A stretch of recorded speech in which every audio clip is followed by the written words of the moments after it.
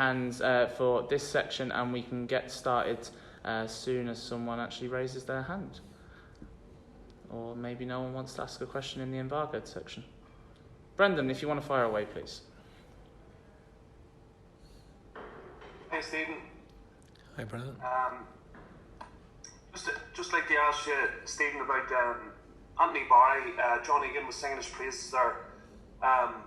In terms of his skill set, could you elaborate a wee bit on Anthony's skill set, Stephen? No, I think he's a very good coach, and I think, but Keith Andrews likewise, I think has been excellent. Since he's come in, Keith Andrews has been really excellent. Dean Kiley's come in as well. Had a good impact. And overall, the staff, we've got really good staff behind the scenes, brilliant. A lot of brilliant people here behind the scenes, really working hard. A great spirit. And Anthony has had a positive impact, and likewise Keith also has as well, Keith Andrews. So I think and all of the background team, so they're all working hard, and I appreciate their efforts. It's a collective effort. Just the last one from me, Stephen. In terms of it seems to have just been turbulent from the start of your tenure to now. Hopefully that changes. In terms of, has it made you mentally tougher, do you think? I don't know. I don't know whether it's made me mentally tougher. I think I'm very clear in the team that I want to create and want to be, that I want to represent Ireland. And I think we've had some difficult moments, for a lot of reasons. But there's been some excellent performances in there as well, and I think the players can take confidence from scoring 4 goals here tonight.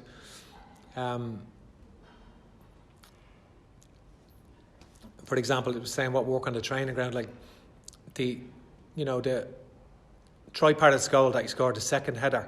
He scored that goal probably 8 times in training before he scored it in the match, because we've been working on the whole concept of the De Bruyne cross, for example. The percentage of goals scored from wide areas, traditional wide areas, and cross and headed finishes now is much less than, say James McLean and Ronan Curtis working to set the cross up for Conor Hurahan from that narrow angle inside the box is a really exceptionally dangerous cross, and it's obviously synonymous with De Bruyne's crossing. And so Troy, the previous 2 days, he's not been noted for his headed finishes, and scored a lot of headed goals coming late in that, and it was great to see it work in the match and see that his movement off James Collins, and likewise Jason Knight's movement on the back post to score from Daryl Horgan's goal, which is an in-swinging cross in that position,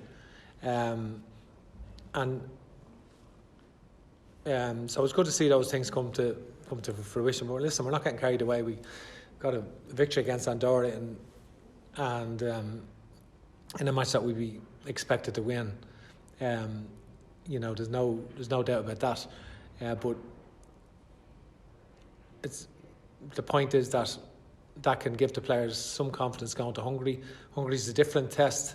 I think they've had a brilliant run, topping their group in the Nations League and then winning their playoff to get to the Euros. So in a way, this game's a bit of a carnival for them. Full house, which is amazing. And so we want to make sure that we perform well in this game, and that's important for us. Philip Quinn. Best of luck tomorrow. Thank you. Philip Quinn, please. Stephen, you played a back four. You played 3 at the back in the World Cup qualifiers in March. Is that something you're looking to play tomorrow night? Do you have some wingbacks again? Well, I'm not going to. I haven't named the team till training tonight. So, although we've worked on a lot of stuff, I think we do have to have the flexibility to be able to play a back 4 or a back 3. I definitely feel that. I think, particularly with the 3-game windows and who the opposition you're facing and what players are available to you. So we definitely have to have the flexibility to be able to change between a back three and back four. And that's one of the things we focused on here, that the players understand their roles and responsibilities when we change, why we change, how we change, what our roles are within, what our defenders, our midfield players, our attacking players, specifically the roles are within the systems. And yeah, I definitely do feel we do have the capacity to change with the emerging defenders that we have. Obviously, it gives us a chance for, say, when Seamus Colan is fit to play with Matt Doherty in that position. It gives we've young defenders emerging like Darrell O'Shea and Nathan Collins and Andrew Obabamadile, emerging. So it does give them an opportunity to sort of who are all really good on the ball, good footballers. Shane Duffy's also played that way, played in that system at club level. So I think it does give us flexibility, particularly when sort of our wingers, maybe Callum O'Dowd, who has had a hamstring operation, and Callum Robinson, maybe Aaron Connolly, who can play wide, are not here, and Robbie, who's been injured, Robbie Brady. So it does give you, when your wingers are, as what happened is in March, when your wingers are not available, you have to have the capacity to change. And so it is, we're not in a position that we don't have the sort of armoury of strength and depth that we can stick to one system. So that's why we have to have that flexibility. Can I ask one quick, Kieran? Yeah. Stephen, is Queeving Kelleher hasn't been capped yet, Stephen? Do you feel you need to give him a game at some stage? You're right, and I'm cognizant. I'm Queeving's biggest fan. He played for the under-21 teams 10 times. He had he been fit in March, he would have started, I think it's fair to say, for the qualifiers. Gavin Bazunu, who's come in and just been absolutely excellent. And sometimes if you take your chance, but I am cognizant of that. But I would like Gavin to get some time in front of a crowd, a passionate crowd,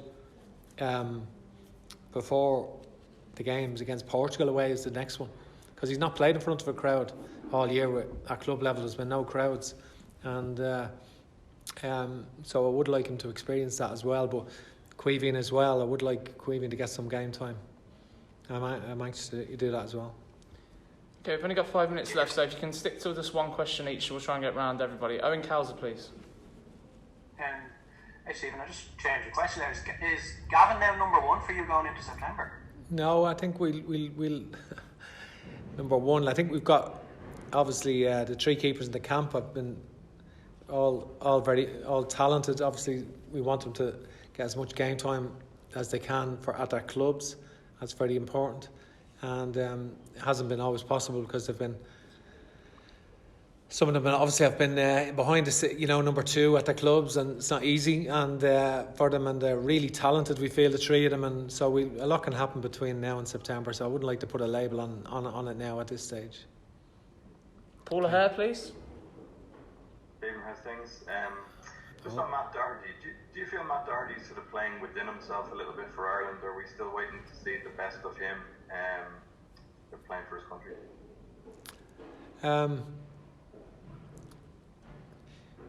No, I think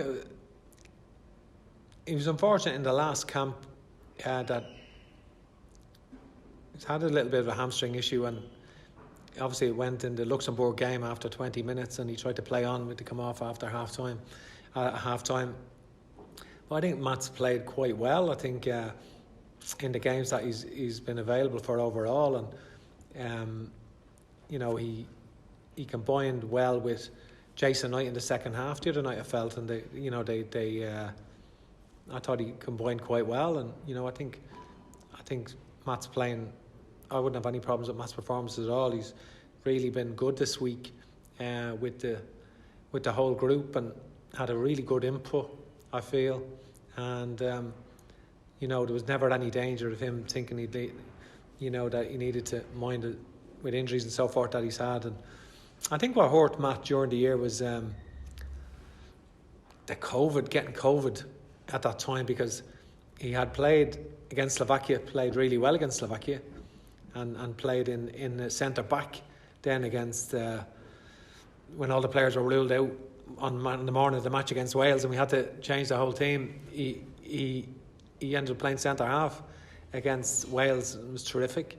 in that match. I think he got man of the match on the TV, and he played in Finland, and did fine. And I think so. No, overall, I think he was just unfortunate then to get COVID in the next camp, which really knocked him for 6 because he got it right. The virus affected him in a negative way, and it took him a month maybe to get back to where he was, and he lost his place at club level because of it. So that was rather unfortunate. But overall, I think he's performed well for Ireland. Dan McDonald, please. Hey Stephen, how are things? Just to go back to Troy for a second, I think you mentioned after the game on Thursday that, in playing the position he played on Thursday, he could almost be like a second striker at times. He's that type of number 10 when he plays. Would you be happy to play him in a similar role against Hungary, or is it a different type of game, and therefore would Troy have to have a different role to be involved? Yeah, listen, he's had that sort of career even in the Irish underage teams where he's been used in a lot of positions, and he has tactical flexibility. And at club level at Millwall, they played sort of 3-4-3. They played on the left a lot, and at Ipswich, he wasn't really used as a number 9, but that's what Tottenham would see him as. They see him as a number 9. So it's he definitely has the capacity to play higher and play in that attacking number 10 position. He's got better he's good at linking the play as well, and he has the capacity to arrive late and score goals, and so he definitely can play that. Can we play it against Hungary with 2 wingers and two players like that? You leave yourself quite open away from home playing like that. So can we adapt in other areas to allow him to do that? That's the question. And so we have to tactically modify the possibilities, before we can get him to do that. But yeah, we do feel he is a threat. As some of the other young players, Adam Ida coming through and Jason Knight getting his first goal can give Jason a lot of confidence, I feel. Raf, please. Hi, Stephen. Do you have an inkling of how Hungary will approach the game against Portugal, just based on what you studied of them? And if the template were to work, would it be something that you'd be looking to loosely follow? I don't think you can follow any team. I think Hungary obviously have decided on a system of 3-5-2. They play 2 strikers. They play 3 in midfield, and they play 3 centre backs, and they've stuck to that system, and that's worked well for them, so I think I don't think we should rigidly copy anyone on the basis of they've won the playoff and we lost on penalties. Do you know what I mean? I don't think we should rigidly copy anyone, but they have done really well, and credit to them, and we respect what they've achieved, and they have a very good team ethic, and they've obviously they're in a great position going to the Euros for sure, and we respect that. And we'll end on one question from Gavin, please. Stephen, how are you? Hi. Just considering so many of your players have struggled for club games, what's more important for selection going into September? Is it how people go in these 2 matches, or is it or what club form be more important in the lead into selection in September? It is. It's all relevant. They're all factors. I think. We want the players to perform well for Ireland, and show that they can play within the way in the individual tasks they've been given. I think that's important. I think we want good performances for our country, and that is important. I think there will be a period. September's unusual in that I would say a lot of players will play a fair few games, because the pre-season games that they will play before September most clubs give equal minutes to a lot of the players. So you'd imagine that there will be equal minutes for a lot of the players coming into the game in September. The season is only a week old. Really, this is 5 games in a row. This is 2 games now. This is why it's sort of compartmentalised it. 2 games now. The players have a couple of weeks off. A few weeks off. They're back in training, and really are getting 3 games. And the 1st of September. So really, they're only back a week, and they're in international camp. They will all probably get equal minutes at their club. So it's not so much that someone playing regularly, where that could be more of a factor in October, November, where players aren't playing. So this is important. This camp is important in that regard. Okay, guys, that's all we've got time for. Thank you very much for your patience.